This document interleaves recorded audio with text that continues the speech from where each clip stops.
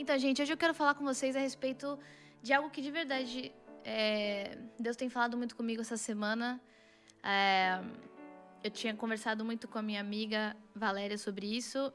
E, bom, o título da minha pregação, porque eu adoro títulos, é Consequências. Consequências. E a verdade é que quando a gente fala sobre consequências, já dá até um frio na espinha. Não sei vocês. Porque parece que a gente vai falar coisa ruim, mas eu tenho certeza que isso vai transformar a vida de vocês, tanto quanto tem transformado a minha. Você sabe que quando eu tava... Todos esses anos que eu não via de verdade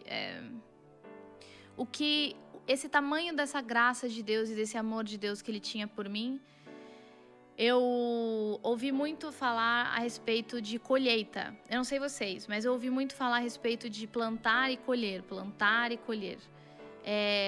E eu sempre acreditei que a Bíblia falava a respeito de plantar, deixa eu ver que alguém entrou aqui. Isso. Era sobre plantar algo mal, né? Vamos dizer, se você planta algo ruim, você vai colher algo ruim. E se você planta algo bom, você vai colher algo bom. E era um quid pro quo, né? De trocas entre você e Deus, que Ele era o cara que dava, né? Então era, se você faz algo bom de acordo com o que Ele acha bom, então você vai receber algo bom dele. E se você faz algo mal, vice-versa. E essa semana eu comecei a orar muito com Deus e falar pra Ele como que eu poderia explicar pra vocês sobre consequências na visão verdadeira do verdadeiro evangelho da graça. E para isso eu queria que vocês puxem aí no celular ou não, ou depois você dá uma olhada, tá com uma Bíblia ou não. Eu vou ler Gálatas 6, 7. E Gálatas 6, 7 até 8, que fala o seguinte. Gente, eu tenho certeza que vocês vão amar essa pregação, então vamos embora. E fala o seguinte: não erreis, ou não vos enganeis. Deus não se deixa escarnecer, porque tudo o que o homem semear, isso também ceifará, ou colherá. Porque o que semeia na sua carne, da carne ceifará a corrupção. Mas o que semeia do Espírito ceifará a vida eterna. Fecha os olhos, quem quiser, eu vou orar. Deus, obrigada, porque a gente sabe que vai ter um momento muito bom em que o seu Espírito é quem vai falar. É o seu Espírito que vai levar a gente adiante em tudo que você quer ensinar pra gente. A gente tá disposto a ouvir a sua voz, a ouvir o seu amor, a ver a sua graça e saber mais de você e saber mais do quão bom você é, porque você é bom, você é bom, você é bom, você é bom demais. E a gente te agradece por isso, porque você não se cansa de mostrar pra gente esse cara sensacional que você é. Obrigada por esse momento e partiu. Amém. Eu não sei se vocês prestaram atenção, eu vou ler mais uma vez rapidinho que fala: não vos enganeis. Deus não se deixa escarnecer. Essa palavra, na verdade, no original do grego não se deixa zombar. Porque tudo que o homem semear, isso também ceifará. Porque o que semeia da carne ceifará a corrupção, o que ceifará da carne. Mas o que semeia do Espírito ceifará do Espírito e ceifará a vida eterna. E para isso eu quero então ir em Gálatas 5, do 16 ao 18. Voltar, porque aqui é Gálatas 6, certo? Então vamos voltar para ver qual que é o contexto do que está sendo dito aqui. Gálatas 5, do 16 ao 18, diz o seguinte: digo, porém, andai em espírito. Se vocês andarem em espírito, não cumprireis a concupiscência da carne, ou os desejos da carne. Porque a carne cobiça contra o espírito, e o espírito contra a carne. E esses se opõem um ao outro, para que façais o que quereis, para que não façais o que quereis. Mas se sois guiados pelo Espírito, se vocês são guiados pelo Espírito, é isso que eu quero que vocês prestem atenção. Mas se vocês são guiados pelo Espírito, não estáis debaixo da lei, ou vocês não estão debaixo da lei. E eu vou explicar uma coisa para vocês que vai, aliás, ajudar para qualquer leitura das cartas de Paulo. Paulo é um cara que ele é muito sistemático. Então, o que ele faz? Ele define duas coisas e ele vai estar por toda a carta comparando essas duas coisas e sempre sobressaindo a que é a melhor. Por exemplo, a lei da graça, a lei do Espírito. E ele sempre usa diferentes maneiras, diferentes palavras para se referir à mesma coisa. Então aqui a gente, se você for olhar depois no contexto, ele está comparando, colocando de um lado, do lado direito, a lei do Espírito, a lei da graça, a lei de Cristo, e ele vai usando qualquer outro substantivos para falar da mesma coisa. E desse lado ele fala sobre a lei de Moisés, a lei da carne, as obras, desse lado, enfim, entenderam, né? Então, de um lado fica sempre uma coisa, do lado outra, e é assim que Paulo vai explicando cada vez mais o que ele quer falar. Então, quando você lê aqui, mas se sois guiados pelo Espírito, não estáis debaixo da lei, Paulo está fazendo uma separação, e o que vem adiante vai ser a explicação que ele quer dar a respeito das duas coisas. De um lado, guiados pelo Espírito, e do outro, não estáis debaixo da lei.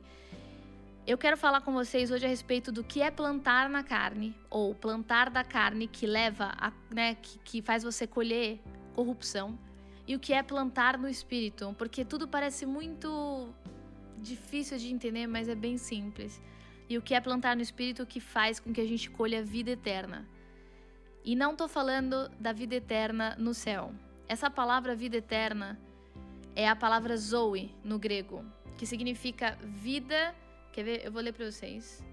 Significa vida tanto da existência física presente quanto da existência espiritual. E também significa, continuando a definição, significa plenitude absoluta da vida. Plantar no Espírito significa que você vai colher plenitude absoluta em vida, da vida, na sua vida. Então vamos ver o que é plantar na carne e plantar no Espírito, de uma vez por todas. O que é esse tema que tanto pregaram pra gente sobre plantar e colher? Plantar na carne. A gente vai então em Gálatas, vamos continuar, Gálatas 5, do 19 ao 21, e diz o seguinte: porque as obras da carne são evidentes, elas são óbvias. As obras da carne são evidentes, as quais são...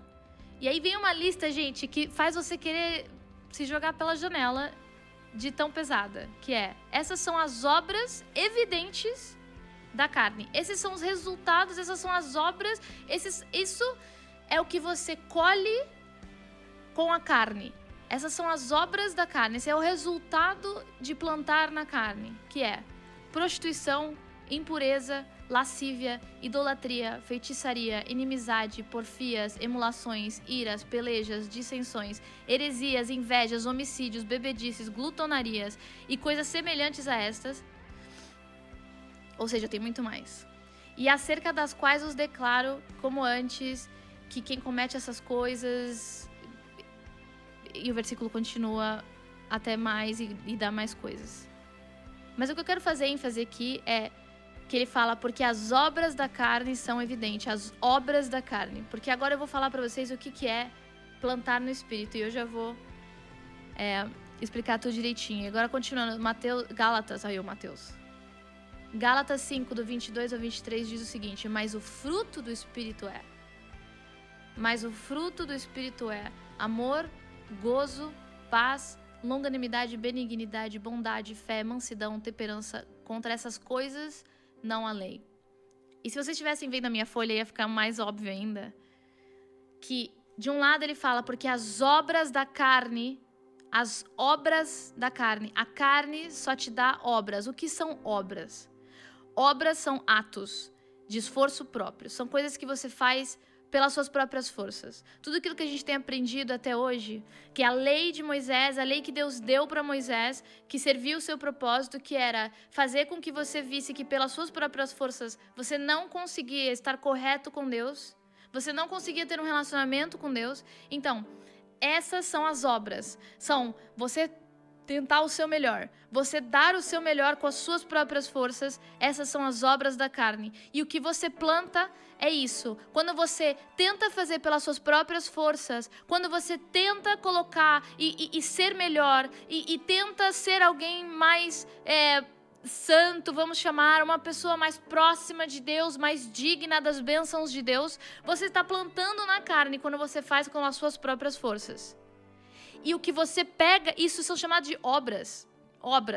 Obras fala de algo que não sai natural, algo que sai pela sua força. E a manifestação delas, ou a colheita delas, que o próprio versículo 6, o próprio versículo 7 de Gálatas 6, diz que você plantar na carne, você colhe corrupção. Você colhe da carne corrupção. Essas são as corrupções. Você fazer pelas suas próprias forças, você colocar todo o seu esforço para ser melhor, para cumprir a lei, para estar diante de Deus como uma pessoa correta e digna de todas as bênçãos, faz com que você colha lascívia, idolatria, feitiçaria, inimizade, porfias, iras, pelejas, dissensões, heresias, invejas, homicídios e aí blá e afim, etc, etc, etc. E aí você pode falar, caraca, então agora que você tá com a gente aqui no Story, você deve estar falando, então eu já sei qual que é a resposta. Eu já sei qual que é a resposta e você deve estar sabendo qual que é a resposta e eu amo vocês por saberem a resposta. E a resposta é que ele fala no próprio versículo então o que é plantar no Espírito? Porque plantar no Espírito, ele fala que o fruto do Espírito, ou as consequências do Espírito, as consequências de plantar no Espírito, o que você colhe por plantar no Espírito é um fruto. Quando você planta no Espírito, você colhe um fruto. Eu quero ler para vocês essa lista. Porque em cima fala que são as obras, são aquela lista enorme de pecados que a gente não quer fazer, certo? E são obras no plural. Você tentar ser melhor, parar de mentir, fazer as coisas pelas suas próprias forças, dá obras, dá consequências no plural, que são todas essas. Agora, para Deus, para Ele é simples. Aqui a Bíblia fala, mas o fruto no singular, o fruto do Espírito e eu vou ler para vocês. Um fruto é amor, gozo, paz, longanimidade, benignidade, bondade, fé, mansidão, temperança. São 9. São 9 coisas dentro de um fruto. E fruto fala e diz respeito a algo que vem sem esforço. A algo que sai natural de você. Não de você, mas do Espírito, tanto que é o fruto do Espírito. E aí você fala pra mim, porque eu ainda não respondi, né? Então como que planta no Espírito? Como que eu posso, então, plantar no Espírito para de uma vez por todas viver a verdade sobre o que me ensinaram um pouco distorcidamente sobre plantar e colher. Plantar e colher. Então, como você planta no Espírito, meus amados?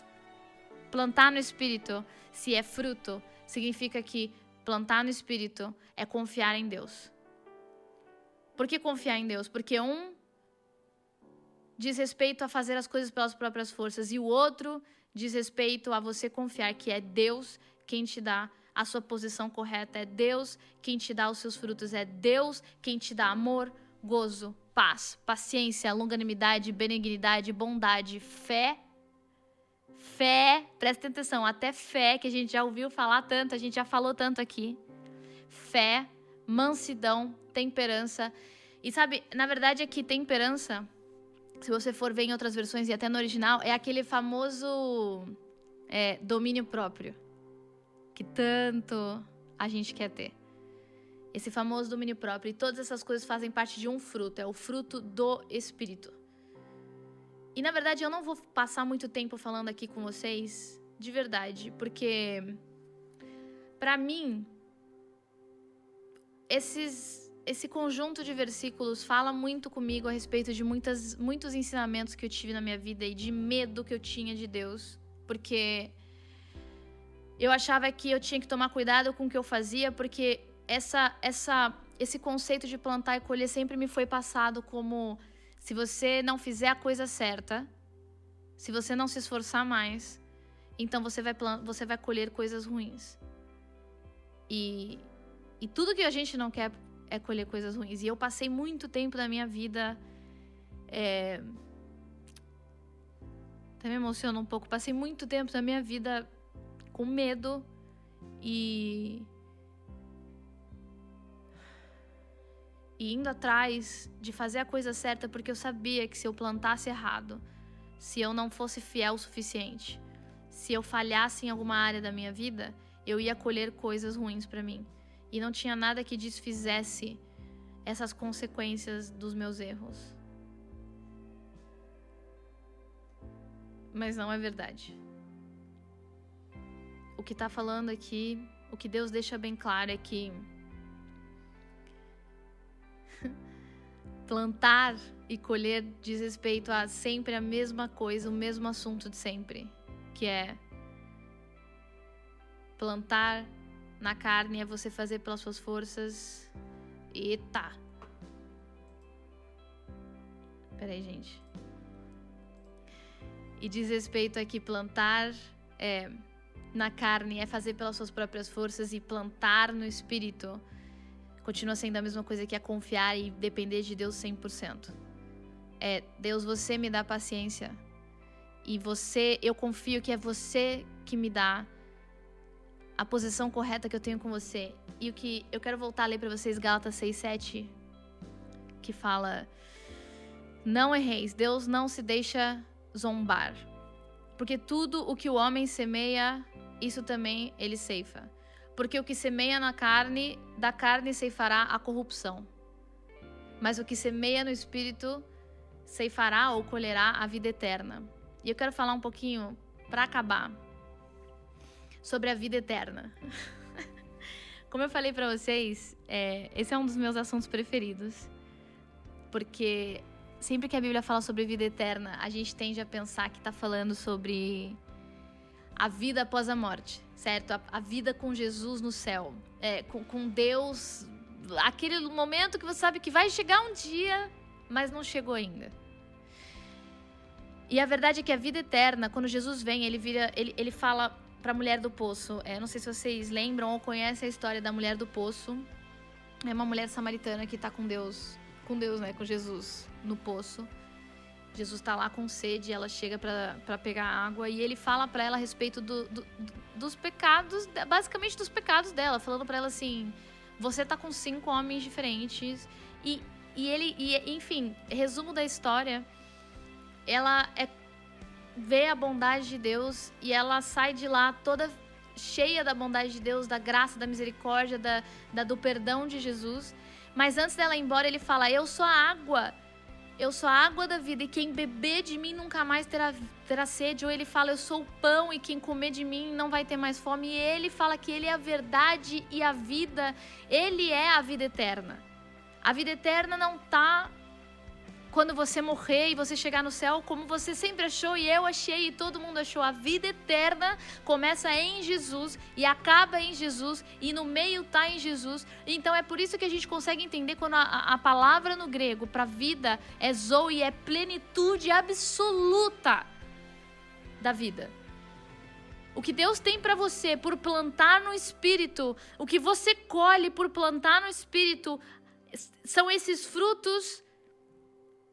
Mas o que ele fala aqui no versículo é: você planta no Espírito, você confia em Deus para suas obras, para suas coisas, para seu caráter, para tudo aquilo que você sempre tentou fazer pelas suas próprias forças, e principalmente estar correto diante de Deus. Você confia em Deus para isso. Você fala: vem de você, e eu confio que vai vir de você, e você vai dar para mim, porque você morreu na cruz para dar essas coisas para mim. E não só isso, mas você colhe disso plenitude da vida. E sabe, ele fala assim, vida eterna, né? Essa palavra eterna no grego é a palavra aionion, que significa perpétua. É a mesma coisa, mas muda um pouco. Às vezes só mudar uma palavra de eterna para perpétua. E a gente tá aqui que a vida eterna, você colhe a vida eterna.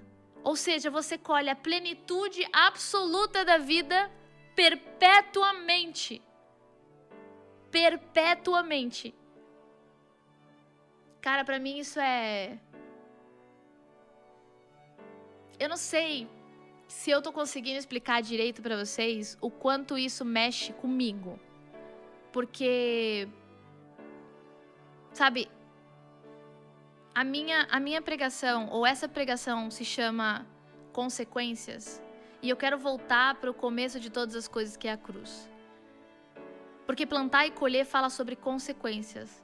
Fala sobre a gente, quais são as consequências das nossas ações ou consequências de plantar de uma forma ou plantar de outra. E isso aqui parece tão simples, sabe? Mas é simplesmente a coisa mais incrível que Deus já falou pra mim depois que Ele me falou que era só pela graça. Sabe, a graça de Deus, ela não faz do pecado menor. A graça de Deus não faz do pecado menor. Mas ela faz do sacrifício de Jesus ainda maior. Jesus, quando Ele subiu na cruz, e eu quero voltar para a cruz, e eu vou acabar aqui, eu prometo, porque a gente já tá aqui há uns 20 minutos. Jesus, quando Ele foi para a cruz, Ele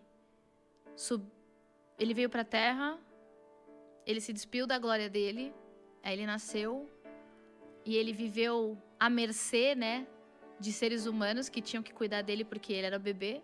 E Ele cresceu e Ele viveu uma vida cumprindo as leis.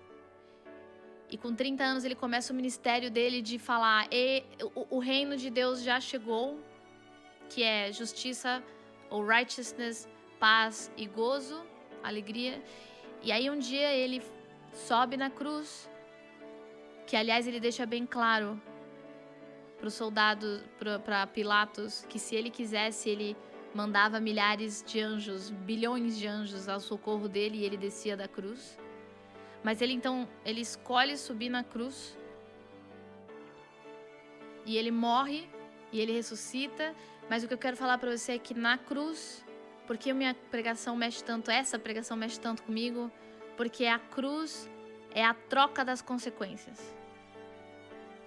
Quando Jesus ele sobe na cruz, Ele está falando o seguinte: sabe, as consequências de todos os seus erros. Sabe, quando você mentiu, a lei fala qual que é a consequência. É a morte. Tanto que a Bíblia fala que o salário do pecado é a morte. É a grande consequência, ou a separação de Deus e a morte física também. E Ele sobe na cruz e Ele fala: eu troco com você. A consequência do que você tem que receber, eu troco com você. Eu troco com você. Por que, Jesus? Por que você troca comigo? Porque eu te amo. Eu troco com você. Não, e mais que isso, significa que todas as consequências que me mereciam, que me diziam respeito a mim, que eram minhas, eu dou para vocês. De graça. Vocês não me devem absolutamente nada. A única coisa que eu peço de vocês é que vocês aceitem. Essa é a única condição de estar com Deus. Que a gente aceite a troca das consequências, a troca de absolutamente tudo que você pode passar pela sua cabeça.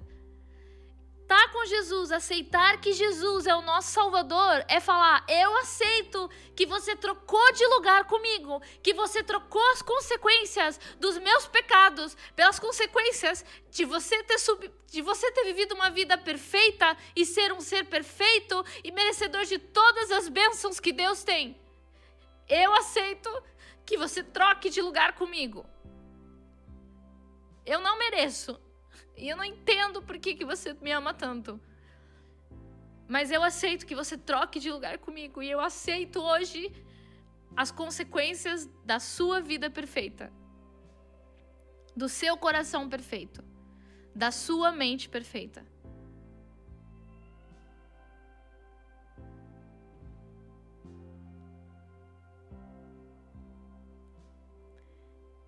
E aí a única coisa que a gente faz hoje é...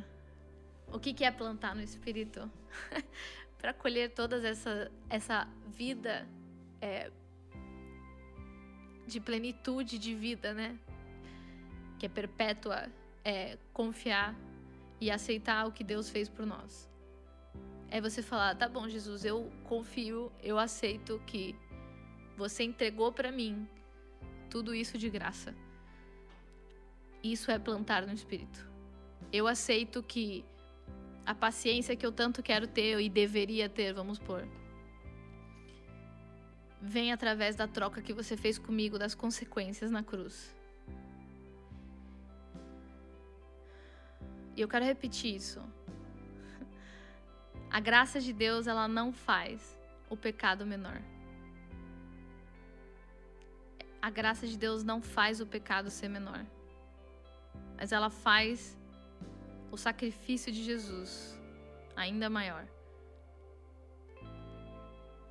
Eu quero só falar mais uma coisa sobre isso, dessa frase que eu acabei de falar. Se o pecado, para deixar bem claro, tá? O que eu penso a respeito do pecado e o que a Bíblia fala a respeito do pecado. Se o pecado fosse tão insignificante para quem prega da graça, como nós aqui do Storm, se o pecado fosse tão insignificante, então Jesus não tinha que ter morrido na cruz. Mas o pecado, ele é tão significante para Deus, e ele é tão pecaminoso, ele é tão maior do que a gente até consegue entender, que Deus não poupou o filho dele. Se o pecado fosse tão pequeno, Deus, amando o filho dele, teria falado: não precisa, é demais, não precisa morrer, Jesus. Eu te amo, para que morrer? Não, a gente tem outro jeito de resolver isso. Mas o pecado, ele é tão grande, o pecado é tão pecado, que Jesus morreu e tomou essa consequência. Eu não sei vocês, mas essa semana tem sido uma semana muito, acho que marcante na minha vida. Eu acabei de trocar de casa, pra quem não sabe, e essa casa é absolutamente tudo que eu sempre quis. Do jeito que eu gosto da decoração, no lugar que eu tô vivendo, que eu sempre quis viver. E em tudo isso, a única coisa que eu via era que esse espaço aqui que vocês estão vendo ia ser um momento da gente se encontrar hoje, no domingo. E eu limpei a casa, e eu e a minha amiga, a gente limpou a casa, montou móvel, comprou e pegou mesa e tudo, para que vocês pudessem cada vez mais ouvir essas palavras. Eu quero dar uma mensagem um pouco mais singular hoje para vocês, especial, que é que de verdade, vocês podem achar que vocês que são 12 aqui, tô vendo, vocês podem achar que é por sabe, a gente tá fazendo um joguinho aqui com vocês e brincando de pregar, e sabe, mas eu quero que vocês saibam que todos nós aqui, desse ministério dado por Deus, a gente entregou a nossa vida inteira agora, para que vocês pudessem sempre ouvir sobre a bondade de Deus. E cada semana, cada 2 semanas, cada oportunidade, cada momento, vocês tivessem cada vez mais liberdade. A mesma liberdade que a gente vive cada dia mais com Deus, a gente quer passar para vocês. E eu espero de verdade que a gente tenha milhares de outras oportunidades de estar com vocês, porque arde do nosso coração que vocês sempre vejam o quanto Deus é bom, e o quanto Deus é por vocês, e o quanto essa troca das consequências muda absolutamente tudo nas nossas vidas. Eu quero fazer uma oração pra gente acabar, e depois party louca aqui que a gente vai ficar conversando, então fiquem.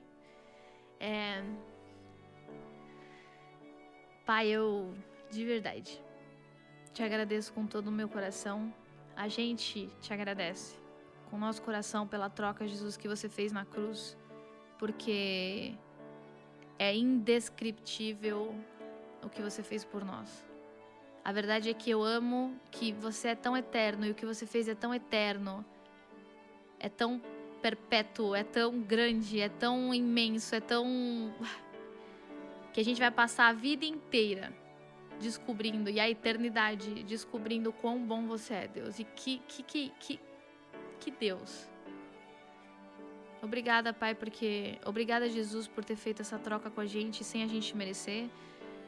A gente entrega para você as consequências dos nossos erros.